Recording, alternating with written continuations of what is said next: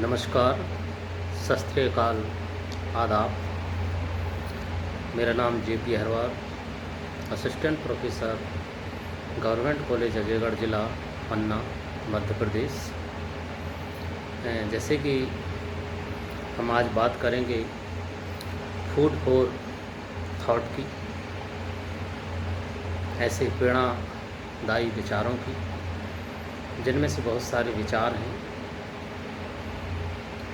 AMU के निर्देशानुसार उन्होंने फूड फॉर थॉट के अंतर्गत जो कहानियाँ दी हैं, उनमें से मैं एक कहानी पर बात करूँगा, जिसका नाम है मेरी माँ के पास बस एक आँख थी। बहुत ही दिलचस्प कहानी है।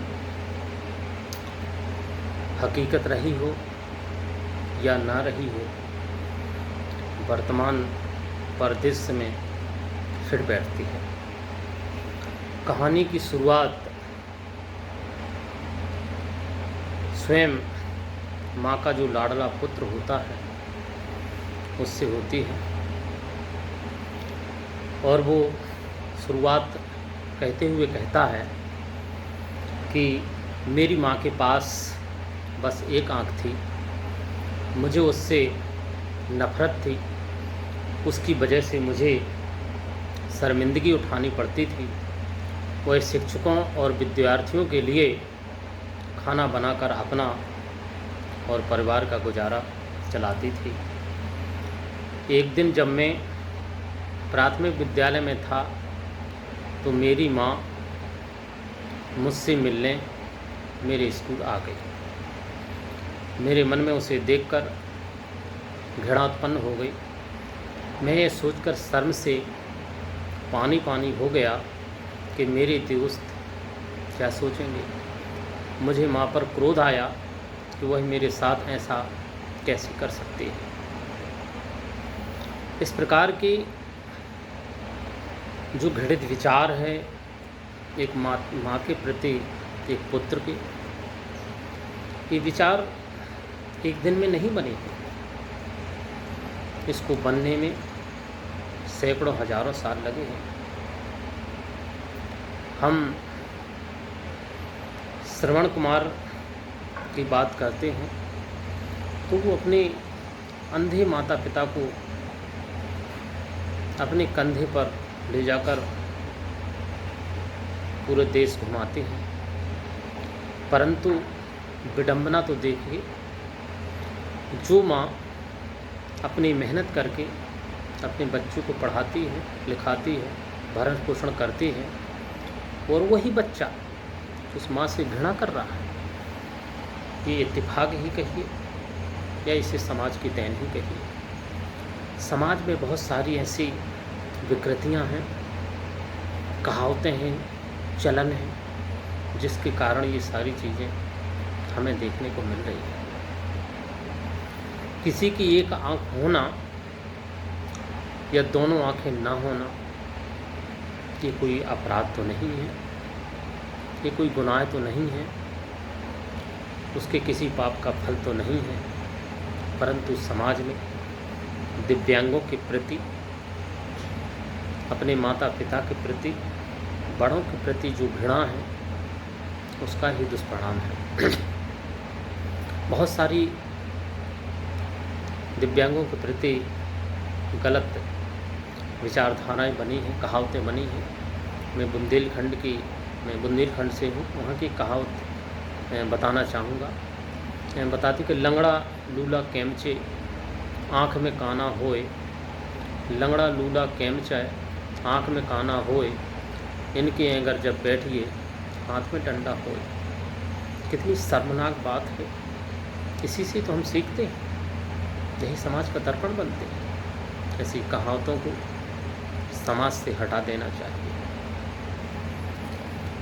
आगे उस माँ का पुत्र कहता है, अगले दिन मेरे एक मित्र ने मुझे देखकर बुरा सा मुँह बनाया और चिढ़ाते हुए बोला, ई तेरी माँ की तो एक ही आँख है, मेरा मन किया धरती फट जाए और मैं उसमें समा जाऊं।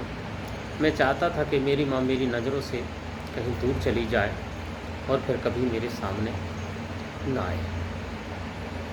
हमारे मन में दूसरों ने जो कह दिया हमने उनको मान लिया। इस प्रक्रिया को बदलना होगा, इस अवधारणा को बदलना होगा।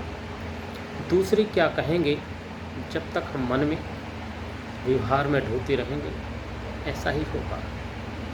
हम समाज में देखते हैं कि जिन छात्र छात्राओं को हम पढ़ाते हैं यहीं कहीं हमें रास्ते में कहीं पर मिल जाते हैं तो ऐसा देखा जाता है कि मुँह टेढ़ा करने का वो प्रयास करते हैं कि इनसे हमें कहीं नमस्ते ना करना है। इस समाज की ही देन है। आगे पुत्र कहता है, दूसरे दिन मैंने माँ का सामना किया और उससे कह दिया, अगर तुम यूं ही मुझे जग हंसाई का पात्र बनाती रही तो इससे अच्छा नहीं होगा कि तुम आज ही मर जाओ। माँ पर वैसे बिजली गिर गई हो। उसको ऐसा लगा, कोई कुछ नहीं बोली और ना ही मेरी बात का कोई जवाब दिया, बस एक टक मुझे देखती रही। मगर मैं उससे यह सब कहने के बाद वहाँ एक क्षण भी न रुका। मैं इतना क्रोधित था कि मेरे पास माँ की आहत भावना के बारे में सोचने का समय ही नहीं था। मेरे इस प्रकार बोलने पर माँ की भावनाएं क्या होंगी इसकी मुझे कोई परवाह नहीं थी। मैं उस घर से बहुत दूर चला जाना चाहता था। मैं नहीं चाहता था कि मेरी माँ से मेरा कोई संबंध है। मैंने अत्यधिक परिश्रम करके अगली शिक्षा प्राप्त की और जैसे ही मुझे मौका मिला मैं अपना देश छोड़ करके विदेश चला गया। फिर मैंने विवाह किया, स्वयं का एक घर खरीदा और मेरे बच्चे हुए। मैं अपनी परिवार संपन्न जीवन से पूरी तरह से संतुष्ट था। फिर एक दिन मेरी माँ मुझसे मिलने आई। बहुत वर्षों से मुझे माँ ने देखा नहीं था, यहाँ तक कि उसने मेरे पोते और पोती को भी नहीं देखा था, अपने पोती और पोती को भी नहीं देखा था। जब माँ मेरे द्वार पर खड़ी थी तो उसे देखकर मेरे बच्चे हंसने लगे। मैंने अपनी माँ को देखा तो उसे बिन बुलाए या धमकाने पर जोर से डांटा। मैं माँ पर गला फाड़कर चिल्लाया, तुम्हारी हिम्मत कैसे हुई मेरे घर आकर मेरे बच्चों को डसने की? निकल जाओ यहाँ से अभी। इसी वक्त यह सुनकर माँ ने धीरे से अपना जवाब दिया, ओह मैं माफ़ी चाहती हूँ, शायद गलत पते पर आ गई हूँ। और फिर मैं नज़रों से दोबारा ओझल हो गई। समाज इतना विकृत हो चुका है। हम फिल्म इंडस्ट्रीज़ की बात करें तो परवीन बॉबी का नाम सुना होगा। बताया जाता है कि अपने बंगले में जब उनकी मृत्यु हुई तो तीसरे दिन पता चला जब लाश सड़ने लगे। ये समाज की विकृति है, सामाजिकता जाती रही। सूर्यवंशम फिल्म है 1999 में जो रिलीज हुई थी, उसमें भी हम देखते हैं कि जो कलेक्टर साहिबा रहती है वो अपने ससुर के पाँव चुपके से छूती है, सामने से नहीं छू सकती थी क्योंकि उसको लगता था कि मैं कलेक्टर हूँ और इसके पास कोई पद नहीं है। मैं कौन बनेगा करोड़पति की एक क्लिप दिखाना चाहूँगा। ये कौन लोग हैं जिनके साथ आप काम कर रहे हैं? सर ये बेसिकली अनाथ और बेसहारा लोग हैं, क्योंकि हमारे समाज की विडंबना है। वैसे तो हमारा देश श्रवण कुमारों से भरा पड़ा है, लेकिन कुछ बच्चे इतने घिनौने अपराध करते हैं जो अपने बूढ़े माता पिता की पिटाई करते हैं, उनको घर से निकाल देते हैं, उनको खाना नहीं देते, दवा नहीं देते, अस्पतालों में ले जाके उनका इलाज नहीं करवाते और बहुत बार तो उनको सड़कों पर मरने के लिए छोड़ देते हैं। मतलब इतने भयानक केसेस हमारे यहाँ पर आते हैं। जैसे सर एक एडमिशन आया जिसमें एक लड़के ने अपने बूढ़े पिता को 10 साल से कमरे में बंद किया हुआ था और वो सारी प्रॉपर्टी उसकी हड़पना चाहता था, तो उनको पुलिस छुड़वा के लाई। सर एक एडमिशन ऐसे आया जिसमें एक लड़का गाड़ी में आया, बोलता है कि मेरी मदर को एडमिशन दो, तो और बहुत प्रतिष्ठित परिवार से थे। जब वो अपनी मदर को लाए तो हमारे पाँव के नीचे से जमीन निकल गई। उनकी मदर का कुल वजन सिर्फ 12 किलो ही था। सर उनकी 100 एकड़ जमीन थी और बेटे ने अपनी मदर को 5 साल से टॉयलेट में बंद किया हुआ था। बोलता है सारी प्रॉपर्टी मेरे नाम करो, बहनों को नहीं देनी। और सर एक एडमिशन ऐसे आया जिसमें कि हम दहल ही गए कि बच्चे कितने घिनौने अपराध कर रहे हैं। सर एक लड़के ने तो क्या किया, उसके पिता कोमा में चले गए थे, तो वह लड़के ने सर धोखे से अपने पिता का घर बेच दिया और अपना यूएस का ग्रीन कार्ड बनवा लिया और फ्लाइट के 4 घंटे पहले अपने फादर को किराए के कमरे में बंद करके कमरे में बड़े बड़े चूहे छोड़ दिए और खुद अमेरिका भाग गया।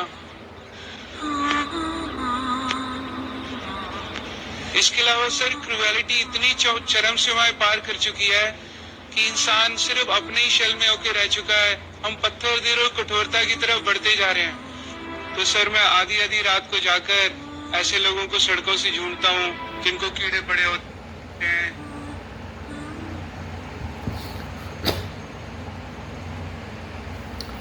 बहुत ही विभत्स कहानी है हमारे देश में और विश्व में। आगे लड़का कहानी बताता है कि एक दिन मेरे स्कूल में एक पत्र आए कि मेरे सब साथी स्कूल से एक दूसरे से मिलने के लिए दोबारा इकट्ठा हो रहे हैं। मैंने अपनी पत्नी से झूठ कहा कि मैं व्यापार के सिलसिले से बाहर जा रहा हूँ और चुपके से चला गया। स्कूल में दोबारा मिलन की सभा समाप्त होने पर मैं जिज्ञासावश अपनी पुरानी झोपड़ी देखने चला गया। मेरे पड़ोसी ने मुझे बताया कि मेरी माँ का देहांत हो चुका है। ये सुनकर मेरी आंखों से एक भी आंसू की बूंद नहीं आई। मरने के बाद भी उसके पुत्र को एक भी अफसोस नहीं हुआ, सिर्फ इस कारण कि उसकी माँ की एकांक थी। फिर मेरे पड़ोसी ने मुझे बताया कि एक पत्र दिया है तुम्हारी माँ ने। मेरी माँ ने मुझे ये पत्र लिखा था, वह चाहती थी कि मैं उस पत्र को पढूं। मैंने पढ़ना आरंभ किया। मेरे सबसे प्यारे बेटे, मैं हर समय तुम्हारे बारे में सोचती हूँ। मैं माफ़ी चाहती हूँ कि मैंने तुम्हारे घर आकर बच्चों को डरा दिया। मुझे यह जानकर प्रसन्नता हुई कि तुम अपने स्कूल के पुनर्मिलन समारोह में आ रहे हो, मगर शायद मैं तुम्हें देखने के लिए मरण सैया से बाहर भी ना निकल सकूँ। मैं शर्मिंदा हूँ कि तुम्हें सदा मेरे कारण शर्मिंदगी उठानी पड़ी। अपने बचपन के दिनों में तुम्हारे लिए मैं लज्जा का विषय बनी रही। मेरे बेटे, मैं तुम्हें बताना चाहती हूँ कि तुम जब बहुत छोटे से थे तो एक दुर्घटना में तुम्हारी एक आँख जाती रही। एक माँ होने के नाते मैं यह सहन ना कर पाई और मेरे बेटे सहन न कर पाते थे ही मेरे बारे का पालन पोषण एक ही आँख के साथ ही हुआ है। मैं तुम्हें एक आँख से जीवन व्यतीत करते देख नहीं पाती थी।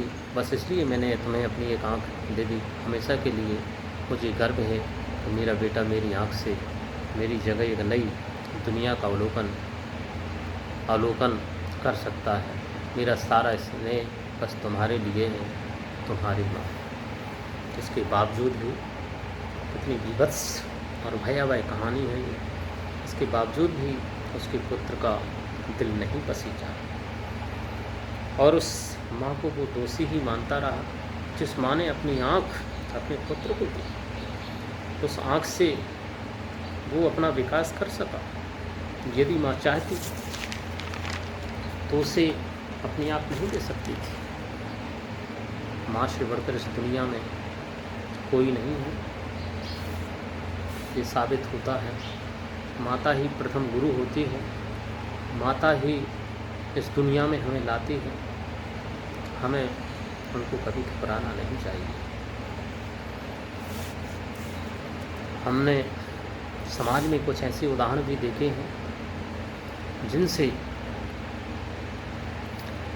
जैसे बात करेंगे सूरदास की, तो सूरदास के बारे में कहा जाता है कि सूर सूर तुलसी शशि केशव उड़गन दास, अब के कवि खद्योत सम जहते हैं करत प्रकाश।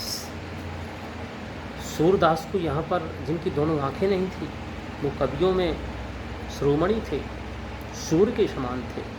तुलसीदास ने महान ग्रंथ तुलसीकृत रामायण लिखी है, वो शशि चंद्रमा के समान है। केशव कुड़गन दास कहा गया है और आज के कवियों को जुगनू कहा गया है, जो थोड़ी थोड़ी प्रकाश करके चले जाते हैं। और अंत में मैं बात करूंगा रविंद्र जैन की, जो दोनों आंखों से अंधे थे, जिन्होंने रामानंद कृत रामायण में गीत और संगीत ऐसे पूरी दुनिया में धूम मचाते थे। अश्वमेध की धूम है यत्र तत्र सर्वत्र, वाल्मीकि को भी मिला यज्ञामंत्रण पत्र। सीता से कहें उल्लसित राम के नंदन, माँ चलो करे हम दिव्य अयोध्या वंदन। महाराज राम ने किया यज्ञ आयोजन, हम गाएंगे ऋषिवर विरचित रामायण। भ्रात युगल अत्यधिक उल्लसित अपने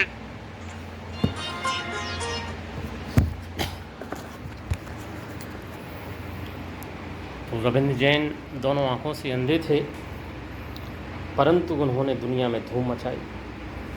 इसलिए हमारे समाज में कोई दिव्यांग है, वो किसी प्रकार का दिव्यांग है, उसे घृणा ना करें।